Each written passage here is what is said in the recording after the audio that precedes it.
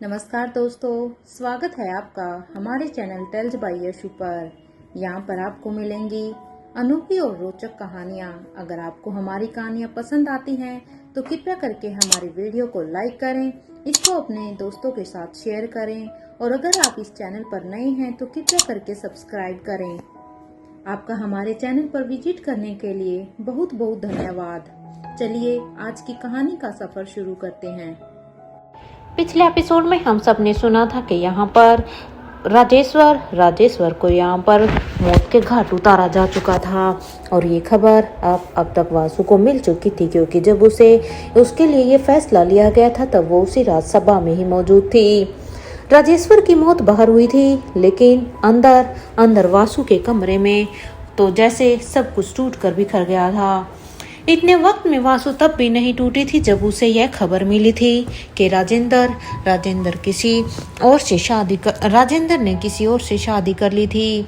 उस वक्त भी उसने खुद को संभाल लिया था, अपने आंसुओं को अपनी आंखों के पीछे ही कैद कर लिया था और पूरी रियासत के सामने खुद को मजबूत बनाए रखा था। लेकिन आज हालात कुछ और थे। आज उसके सामने सिर्फ राजेश्वर की मौत का दुख नहीं था, बल्कि उसे अच्छी तरह से ये भी पता था कि आने वाले कुछ ही समय में सारी रियासत को सरकार अपने अधीन कर लेगी। अरे जिस रियासत को उसके पूर्वजों ने वर्षों की मेहनत और बलिदान से खड़ा किया था, जिस महल की हर दीवार में उसके परिवारों की अब यादें बसी थी, वह सब अब धीरे धीरे उससे छीनने वाला था। वासु खिड़की के पास खड़ी होकर सब कुछ देख रही थी। महल के आंगन में यहाँ पर आज एक अजीब सी खामोशी उसे पसरी हुई दिखाई दे रही थी। अब वासु यहाँ पर अपने कांपते हुए हाथों से अपने आप को कसकर पकड़ लेती है। उसकी आंखों के सामने बार बार यहाँ पर राजेंद्र का ही चेहरा आ रहा था। अब वो मन ही मन सोच रही है, क्या यही अंत होना था? क्या इतनी बड़ी रियासत को संभालने के बाद भी आखिर में मुझे सब कुछ अपनी आंखों के सामने खत्म होते हुए देखना पड़ेगा? उसकी आंखों से आखिरकार वासु निकल पड़े थे। अब वासु ने जल्दी से अपने आंसुओं को पोंछा और जैसे खुद को ही समझा रही थी कि अब वो नहीं रो सकती, तभी बाहर से उसे अपनी दासी की आवाज सुनाई दी। रानी साहिबा, क्या हम अंदर आ सकते हैं? अब इस सवाल को सुनकर तो वासु ने अपनी आंखें बंद की और कुछ पल खुद को संभालने के बाद कहा, हाँ अंदर आ जाओ। जैसे ही वासु की आवाज उस दासी के कानों में गई, वो धीरे धीरे दरवाजा खोलकर अंदर आई। उसके चेहरे पर घबराहट साफ साफ दिखाई दे रही थी और साथ में उसके हाथ में एक कागज भी था, जिन्हें वो उसने अब तक संभाल कर पकड़ रखा था। अब दासी आगे बढ़कर कहती है, रानी साहिबा, ये खत आपके लिए उस चरवाहे ने दिए हैं और साथ ही। अब इतना कहते हुए वो दासी अचानक से रुक गई और अपनी नजरें झुकाकर नीचे कर ली। अपनी दासी को इस तरह से अचानक चुप देखकर अब वासु ने उसकी तरफ देखा और गंभीर आवाज में कहा, आप अपनी बात पूरी कीजिए। आखिर उस चरवाहे ने और क्या कहा है? वासु की बात सुनकर अब दासी ने घबराते हुए अपने हाथों को जोड़ लिया और अब वो हाथ जोड़कर कहती है, रानी साहिबा, मुझे माफ कर दीजिए। मेरी जीभ कटकर नीचे गिर जाए अगर मैंने आपसे कुछ गलत कह दिया हो तो, लेकिन उस चरवाहे ने आपको बद्दुआ दी है। अब ये बात सुनते ही तो वासु की बोहें सिकुड़ गई और उसके मुंह से निकला, बद्दुआ? अब दासी ने धीरे से सिर हिलाया, जी रानी साहिबा। अब वासु कहती है, कैसी बद्दुआ? अब दासी चुपचाप कुछ पल चुप रहने के बाद अब अपनी कांपती हुई आवाज में कहती है, रानी साहिबा, उसने कहा है कि जिस तरह आज आपने राजेंद्र को खो दिया है, उसी तरह आने वाले समय में आप भी अपने घर में एक माँ बनकर अपनी बेटी के साथ अपना समय नहीं बिता पाएंगी। और इतना ही नहीं रानी साहिबा, उनकी यह बद्दुआ आपकी आगे की पीढ़ियों के लिए भी है। दासी की बात सुनकर रानी वासु की आंखें अब नम हो गई थी। कुछ पल के लिए वो बिल्कुल शांत खड़ी रही। उसकी आंखों के सामने बीते हुए सालों की सारी यादें घूमने लगी। उसने अब अपने मन में कहा, जिसके लिए हमने हमेशा ही उनकी लंबी उम्र की कामना की थी, जिनके लिए हर मुश्किल वक्त में ईश्वर से प्रार्थना की थी, आज वही हमें बद्दुआ दे गए। शायद उन्हें यह भी नहीं पता था कि हमने उनके लिए कभी बुरा सोचा ही नहीं था। ये वासु ने अपनी आंखों में आए आंसुओं को रोकने की कोशिश की। वो जानती थी कि इस वक्त अगर वो खुद टूट गई तो उसके सामने खड़ी दासी भी अपना धैर्य खो देगी। कुछ देर बाद उसने अपने इमोशंस को कंट्रोल करते हुए धीमी आवाज में पूछा, वो दोनों बच्चे ठीक तो है ना? और उनकी माँ और उनके साथ नहीं है क्या? दासी ने अब अपना सिर झुका लिया और वो सिर झुका कर कहती है, रानी साहिबा, उनकी माँ अब इस दुनिया में नहीं है। ये सुनते ही तो वासु हैरानी से दासी की तरफ देखने लगती। अब दासी आगे कहती है, अपने छोटे बेटे को जन्म देते वक्त ही उनकी माँ की मृत्यु हो गई थी।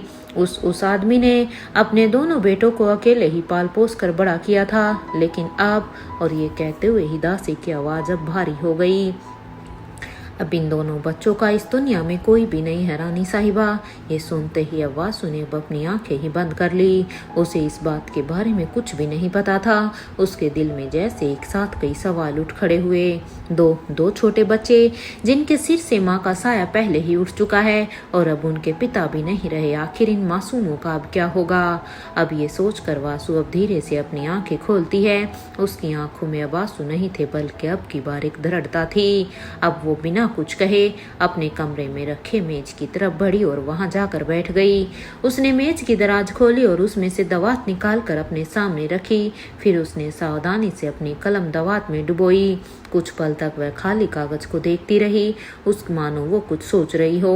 और उसके बाद उसने लिखना शुरू किया, महाराज शांतनु, मुझे आपसे मदद चाहिए। हमें अच्छी तरह से खबर है कि इस वक्त आपकी रियासत अब सरकार के अधीन है और इस समय आप भी मेसरी गांव में अपनी पहचान बदल कर रह रहे हैं। मैं 2 बच्चों को आपके पास भेज रही हूँ। आप अपनी देख रेख में इन दोनों को रख लीजिएगा। मैं जानती हूँ कि इस वक्त मैं आपसे यह सहायता मांग कर आपको एक और जिम्मेदारी दे रही हूँ, लेकिन इन बच्चों के लिए मेरे पास आपसे बेहतर कोई और रास्ता नहीं है। इन दोनों ने बहुत ही कम उम्र में अपनी माँ को खो दिया और अब इनके पिता भी इस दुनिया में नहीं है। इनके सिर से माता पिता दोनों का साया उठ चुका है। मैं नहीं चाहती कि मेरी आंखों के सामने इन मासूमों का भविष्य भी इस रियासत के साथ खत्म हो जाए। मैं चाहती हूँ आप इन्हें अपने बच्चों की तरह अपनी देख रेख में रखें। इन्हें कभी यह महसूस ही ना होने दे कि ये इस दुनिया में अकेले हैं। मुझे यह भी पता है कि इस वक्त आपके लिए अपनी पहचान छिपा कर रखना कितना जरूरी है, इसलिए इन बच्चों को अपने पास रखना आपके लिए भी आसान नहीं होगा, लेकिन मुझे विश्वास है कि आप मेरी इस विनती को ठुकराएंगे नहीं। मैं आपसे हाथ जोड़कर बस इतना कहना चाहती हूँ कि जब तक मैं इन बच्चों के लिए कोई सुरक्षित रास्ता नहीं निकाल लेती, तब तक आप इन्हें अपने संरक्षण में रखिएगा। मुझे इतना भरोसा है आपके ऊपर कि ये दोनों बच्चे एक अच्छी परवरिश पाएंगे आपके वहाँ पर। मुझे उम्मीद है कि आप अपनी इस मुँह बोली बहन को कभी भी निराश नहीं करेंगे। ये लिखने के बाद वासु ने अब अपनी कलम को दोबारा दवात में रख दिया। उसने एक बार पूरे पत्र को ध्यान से पढ़ा और फिर उस कागज को सावधानी से रोल करते हुए एक सुरक्षित गोलाकार पाइप के अंदर रख दिया, ताकि रास्ते में वो खराब ना हो और सही सलामत महाराज शांतनु तक पहुंच सके। वासु ने वो पाइप अब अपनी दासी की तरफ बढ़ाते हुए कहा, इसे महाराज शांतनु तक किसी भी हालत में पहुंचा दीजिए, और हाँ, साथ के साथ इन दोनों बच्चों को भी सुरक्षित उनके पास पहुंचाना। ये सुनकर दासी भी अब अपने सिर को झुका कर कहती है, जी रानी साहिबा। अब वासु ने उसे रोकते हुए एक बार फिर से गंभीर आवाज में कहा, और हाँ, एक बात हमेशा याद रखना, उन दोनों बच्चों को इस बात की जरा भी खबर नहीं होनी चाहिए कि उन्हें वहां तक पहुंचाने वाली मैं हूँ। उन्हें हमेशा ही यही लगना चाहिए कि उन्हें यहाँ तक पहुँचाने वाली मदद कोई और ही है। अगर उन्हें यह पता चल गया कि मैंने उन्हें महाराज शांतनु के पास भेजा है तो आगे चलकर बहुत कुछ बदल सकता है। ये सुनकर दासी तुरंत हाँ में अपने सिर को हिला देती हैं और कहती हैं, जैसा आप कहेंगी रानी साहिबा। और इसके बाद दासी उस पत्थर को संभाल कर अब अपने साथ ले जाती और धीरे धीरे कमरे से बाहर चली जाती हैं। दासी के जाते हुए वासु कुछ देर तक उसी दरवाजे की तरफ देखती रही। फिर वो धीरे धीरे अपनी नजरें घुमाकर कमरे की बड़ी सी खिड़की के पास जाकर खड़ी हो जाती है। बाहर महल का आंगन दिखाई दे रहा था, लेकिन वासु का ध्यान तो कहीं और ही था। वो अपनी सोच में ही खोई हुई थी। उसके मन में बार बार उन दोनों बच्चों का ही चेहरा आ रहा था। अब वो सोच रही थी, पता नहीं अब इन बच्चों का भविष्य क्या होगा, लेकिन अब जो भी हो कम से कम उन्हें एक सुरक्षित जगह पर तो पहुंचाना ही होगा। कुछ देर बाद अचानक उसे फिर से उन पत्थर की याद आई जो अभी अभी उसे उसकी दासी ने दिए थे। वासु तुरंत अब खिड़की से हटकर अब अपने बिस्तर की तरफ बढ़ी। उसने बिस्तर पर रखा हुआ एक पत्थर उठाया और उसे अपने हाथों में लेकर गौर से देखने लगी। जब वो इसे देखती है तो ये एक नहीं बल्कि वो 3 से 4 पत्थर रखे हुए थे उसमें। वासु ने सबसे ऊपर रखा हुआ पत्थर उठाया। उसने धीरे से उसकी मोहर खोली और जैसे ही पत्थर को खोला उसमें लिखी पहली कुछ पंक्तियां पढ़ते ही उसके चेहरे का रंग बदल गया। उसकी आंखें अचानक से बड़ी बड़ी हो गई। कुछ पल तक बिना पलक झपकाए उस पत्थर को देखती रही। फिर उसके हाथ कांपने लगे और अचानक वो पत्थर उसके हाथ से छूटकर नीचे गिर गया। वासु ने अब अपनी आंखें बंद कर ली। उसके चेहरे पर दर्द साफ साफ दिखाई दे रहा था, लेकिन खुद को संभालने की कोशिश करते हुए ही अब वो अपने मन में ही कहती है, नहीं नहीं, मुझे कमज़ोर नहीं पड़ना, मुझे ये पूरा पढ़ना होगा। और वो धीरे से नीचे झुकी और ज़मीन पर पड़ा वो पत्थर उठाती है। अपने इमोशंस को कंट्रोल करते हुए ही उसने दोबारा से उस पत्थर को पढ़ना शुरू किया जिसमें लिखा था, वासु, मैंने अपने पूरे जन्म में ऐसे कौन से पाप किए थे जिसका फल तुम बनकर मेरी जिंदगी में आई थी। तुम्हें अंदाजा भी नहीं है कि तुम्हारे जाने के बाद मेरी जिंदगी में क्या कुछ नहीं हो गया है। तुम्हारे मेरी जिंदगी से जाने के बाद मैं अपने काम में लग गया था। मैं खुद को तुम्हारी यादों से दूर रखने की बहुत ही कोशिश करता था, लेकिन शायद किस्मत को कुछ और ही मंजूर था। कुछ दिनों के बाद मैं एक गांव को पार कर रहा था, तभी एक जगह पर मुझे काफी भीड़ दिखाई दी। दूर से ही लोगों की आवाजें सुनाई दे रही थी। पता नहीं क्यों, लेकिन मेरे कदम खुद ब खुद ही उस भीड़ की तरफ बढ़ने लगे। जब मैं वहां पर पहुंचा तो मैंने देखा कि बहुत सारे लोग एक जगह इकट्ठा होकर किसी तमाशे की तरह कुछ देख रहे थे। वहां पहुंचकर राजेंद्र ने अब उस भीड़ को पार करते हुए ही अब वो वहां पर उनसे कहते हैं, क्या हो रहा है यहाँ पर, क्या कर रहे हैं आप लोग। राजेंद्र की आवाज सुनते ही वहां पर खड़े सभी लोग एक साथ पीछे मुड़कर देखने लगे। उनकी नजरों के सामने करीब 6 फीट का एक आदमी खड़ा था। उसकी आवाज में इतना रोब था कि कुछ पल के लिए पूरी भीड़ शांत हो गई। राजेंद्र ने उन लोगों के पीछे देखने की कोशिश की और तभी उसकी नजर उस दृश्य पर पड़ी जिसे देखकर उसके कदम वहीं पर ही रुक गए। वहां एक औरत को एक मजबूत खंबे से बांध कर रखा गया था। उसके कपड़े धूल और मिट्टी से सने हुए थे। उसके चेहरे पर चोटों के निशान थे और उसकी आंखों में डर साफ साफ दिखाई दे रहा था। लेकिन सबसे ज्यादा हैरान करने वाली बात उसके सामने खड़ा एक छोटा सा बच्चा था। वो बच्चा मुश्किल से 5 साल का रहा होगा। इतनी छोटी उम्र में भी वो अपनी माँ के सामने किसी मजबूत दीवार की तरह खड़ा था।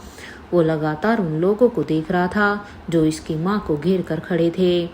बच्चे के छोटे छोटे हाथ फैले हुए थे, जैसे वह अकेला ही अपनी माँ की ढाल बनकर उन सभी लोगों को रोक देना चाहता हो। राजेंद्र कुछ पल तक बच्चों को देखता रहा। उस मासूम की आंखों में डर था, लेकिन अपनी माँ को बचाने का हौसला उसे कहीं ज्यादा था।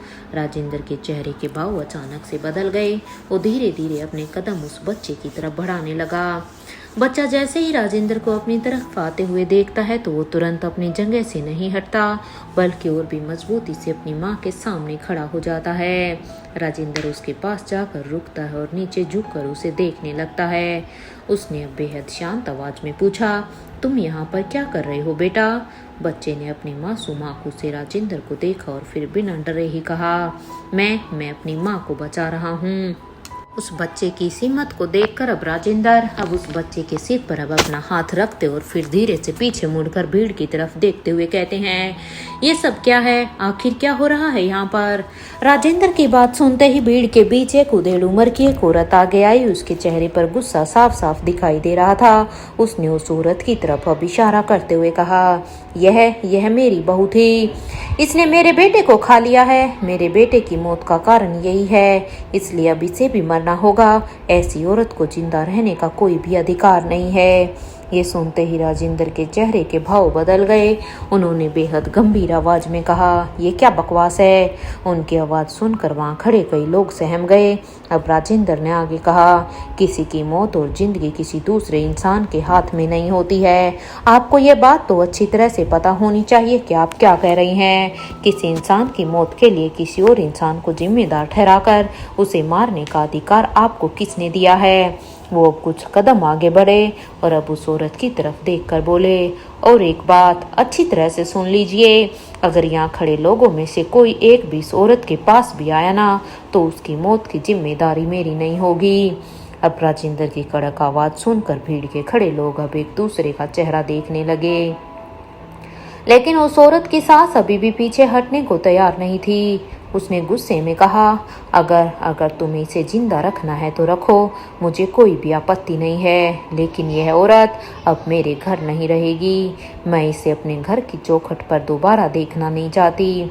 अब राजेंद्र ने उसकी बात को ध्यान से सुना और फिर शांत लेकिन दृढ़ आवाज में कहा, ठीक है, अगर यही आपकी इच्छा है तो ऐसा ही होगा, लेकिन आपको एक बात की जानकारी शायद नहीं है। विधवा पुनर्विवाह अधिनियम बहुत पहले ही लागू हो चुका है। किसी विधवा को उसके पति की मृत्यु के बाद पूरी जिंदगी अकेली रहने के लिए मजबूर नहीं किया जा सकता।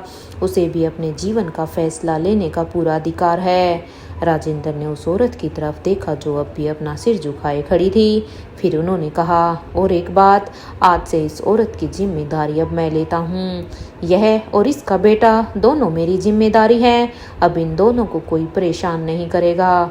अब उन्होंने भीड़ की तरफ देखते हुए साथ के साथ एक चेतावनी भी दी कि अगर अब किसी ने भी इस औरत के आसपास आने की भी कोशिश की, उसे अपमानित किया या इसे नुकसान पहुंचाने की कोशिश की, तो वह अपनी जान से हाथ धो बैठेगा। राजेंद्र की बात सुनकर वहां पर मौजूद लोग बिल्कुल शांत हो गए। तभी भीड़ में खड़े एक आदमी ने हिम्मत दिखाते हुए कहा, अगर ऐसी बात है तो फिर तुम्हें मंदिर में जाकर इस औरत से शादी करनी होगी। अगर तुम इसकी जिम्मेदारी लेना चाहते हो तो इसे अपनी पत्नी बनाकर अपने घर ले जाओ। ये सुनते ही तो राजेंद्र ने धीरे धीरे अपनी नजरें उस आदमी की तरफ उठाई। उन्होंने कुछ नहीं कहा, बस उस आदमी को घूर घूर कर देखने लगे। राजेंद्र की आंखों में ऐसा कठोर भाव था कि वो आदमी कुछ ही पलों में घबरा गया। उसने अपनी नजरें नीचे झुका ली और अपने कदम अब धीरे धीरे डरते हुए पीछे कर लिए, क्योंकि राजेंद्र की नजरें ही उसके डर के लिए काफी थी। राजेंद्र ने अब उस औरत की तरफ देखा। वो अब भी उसी जगह पर खड़ी थी। उसकी आंखें जमीन पर थी। उसने पूरी बातचीत सुनी थी, लेकिन उसके चेहरे पर कोई प्रतिक्रिया नहीं थी। शायद उसे जिंदगी में पहली बार किसी ने उसके बारे में इतनी मजबूती से बातें करते हुए देखा था। राजेंद्र अब उसके पास गए। उससे कुछ दूरी पर रुककर उन्होंने बेहद शांत आवाज में पूछा, क्या आप मुझसे शादी करना चाहती हैं? ये सवाल सुनते ही तो वो औरत अब अचानक से चौंक गई। अब तक उसने अपनी नजरें नीचे कर रखी थी, लेकिन राजेंद्र के सवाल ने उसे पहली बार सिर उठाने पर मजबूर कर दिया। उसने धीरे धीरे अब अपनी आंखें ऊपर उठाई। उसकी आंखों में डर नहीं था, बल्कि अब एक मासूमियत थी जो शायद वर्षों से उसके भीतर कहीं दब कर रह गई थी। वह कुछ पल तक राजेंद्र को देखती रही, फिर बेहद ही मासूमियत से बोली, मेरे जन्म से लेकर आज तक किसी ने पहली बार मुझसे पूछा है कि मैं क्या चाहती हूँ। मेरे लिए तो इतना ही काफ़ी है। उसकी बात सुनकर राजेंद्र कुछ पल के लिए बिल्कुल शांत हो गया। फिर उन्होंने धीरे से पूछा, आपका नाम क्या है? तब उस औरत ने हल्की सी आवाज़ में जवाब दिया, मेरा नाम मीरा है। राजेंद्र के चेहरे पर पहली बार हल्की मुस्कान आई और उसने कहा, बहुत ही अच्छा नाम है। अब मीरा ने अपनी नज़रें झुका ली। उसके छोटे से बेटे ने अब भी अपनी माँ का हाथ पकड़ रखा था। वो बीच बीच में राजेंद्र की तरफ देख रहा था, जैसे उसे समझ में नहीं आ रहा था कि ये आदमी कौन है जो उसकी माँ को बचाने के लिए सबके सामने खड़ा हो गया है। राजेंद्र ने बच्चे की तरफ देखा और उसके सिर पर प्यार से हाथ फेरते हुए कहा, अब तुम्हें अपनी माँ के लिए किसी से भी लड़ने की जरूरत नहीं है। अब बच्चे ने मासूमियत से राजेंद्र की तरफ देखा।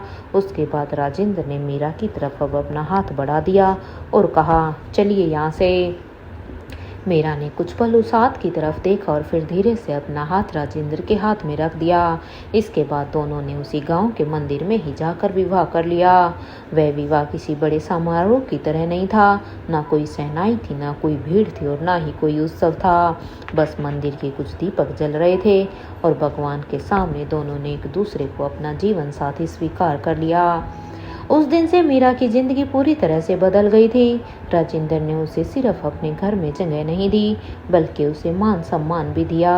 जिस औरत को कभी उसके ही घर में अपशगुन कहा था, वही अब राजेंद्र के घर में पूरे सम्मान के साथ रहती थी। राजेंद्र उसके बेटे को अपने बेटे की तरह प्यार करते थे, उसके लिए कपड़े लाते, उसके साथ समय बिताते और जब भी वो बच्चा राजेंद्र को देखकर दौड़कर उसके पास आता तो वो उसे अपनी बाहों में भर लेते थे। धीरे धीरे उस बच्चे के मन से भी अब डर खत्म होने लगा था।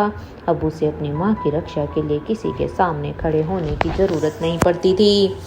राजेंद्र हमेशा से ही उसके साथ खड़े रहते थे। इसी तरह धीरे धीरे समय बीतता गया। मीरा के जीवन में पहली बार उसे परिवार, सम्मान और अपनापन मिला था। वो राजेंद्र के साथ अपने जीवन को धीरे धीरे स्वीकार करने लगी।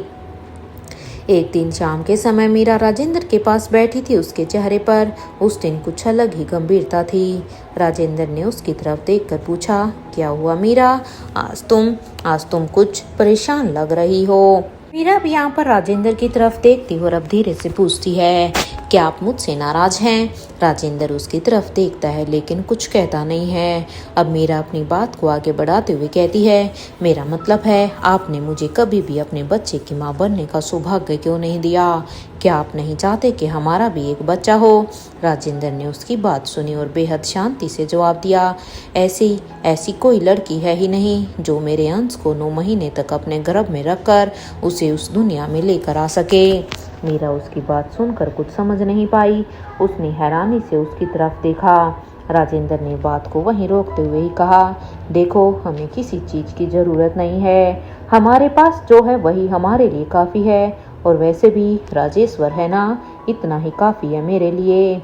अब मीरा ने धीरे से कहा, लेकिन देखिए, आपने मुझ पर और मेरे बेटे पर बहुत ही बड़ा एहसान किया है। आपने हमें सम्मान दिया, घर दिया और मेरे बेटे को अपना बेटा समझकर प्यार दिया। मैं जिंदगी भर आपके इस एहसान को नहीं भूल सकती, लेकिन मैं आपके वंश को आगे बढ़ाना चाहती हूँ। इसमें गलत ही क्या है? अब राजेंद्र उसकी तरफ देखते हैं और कहते हैं, मीरा, मुझे तुमसे कुछ नहीं चाहिए। ना तुम्हें मेरे लिए कुछ साबित करने की ज़रूरत है और ना ही मेरे वंश को आगे बढ़ाने की। जैसे चल रहा है वैसे ही चलने दो। मीरा कुछ कहने ही वाली थी कि राजेंद्र वहाँ से उठकर बाहर चले गए। मीरा उन्हें जाते हुए देखती रही। उसके मन में बहुत सारे सवाल थे, लेकिन वो उनमें से एक भी राजेंद्र से दोबारा नहीं पूछ पाई। वो अपने काम में लग गई, लेकिन उसके मन में एक इच्छा लगातार बनी रही। वो चाहती थी कि एक दिन राजेंद्र उसे अपने बच्चे की माँ बनने का अधिकार दे। वह इस इच्छा को किसी के सामने कहती नहीं थी, लेकिन हर गुजरते दिन के साथ उसके मन में ये चाहत और भी गहरी होती जा रही थी। कुछ दिन इसी तरह फिर से बीत गए। एक दिन राजेंद्र बाहर अकेले बैठे हुए अपनी ही सोच में खोए हुए थे। आसपास का माहौल बिल्कुल शांत था। तभी दूर से घोड़े के दौड़ने की आवाज़ सुनाई दी। कुछ ही देर में एक शख्स घोड़े पर सवार होकर वहां पहुंचा। घोड़े से उतरते ही वह तेजी से राजेंद्र की तरफ बढ़ा और आदर से झुककर बोला, महाराज। अब राजेंद्र ने उसकी बात सुनी तो तुरंत पीछे मुड़कर उसकी तरफ देखा। वहाँ एक आदमी खड़ा था जिसके चेहरे पर चिंता साफ दिखाई दे रही थी। राजेंद्र ने गंभीर आवाज में पूछा, सब ठीक तो है ना? तब उस शख्स ने कहा, महाराज, हमारे राजा को आपकी जरूरत है। पीरामल रियासत पर दुश्मनों का वार हुआ है। अब राजेंद्र कुछ पल तक शांत रहे। अब उस शख्स ने आगे कहा, वैसे तो हमारे राजा बहुत ही काबिल है, लेकिन अब राजेंद्र ने तुरंत उसकी बात बीच में ही रोक दी और कहता है, जो काबिल है वहाँ लेकिन की जरूरत नहीं होती। वह सब कुछ संभाल लेंगे। उस शख्स ने कुछ कहने की कोशिश की, लेकिन राजेंद्र ने फिर से कहा, और एक बात, जब तक मैं खुद ना कहूँ यहाँ पर कोई भी मुझसे मिलने के लिए नहीं आएगा। अब उस शख्स ने अपना सिर झुकाकर कहा, जी महाराज, मैं बस डर गया था, इसलिए आपको खबर पहुँचाने के लिए खुद चला आया। राजेंद्र ने उसकी तरफ और देखा और कहा, ठीक है, अब तुम वापस जाओ।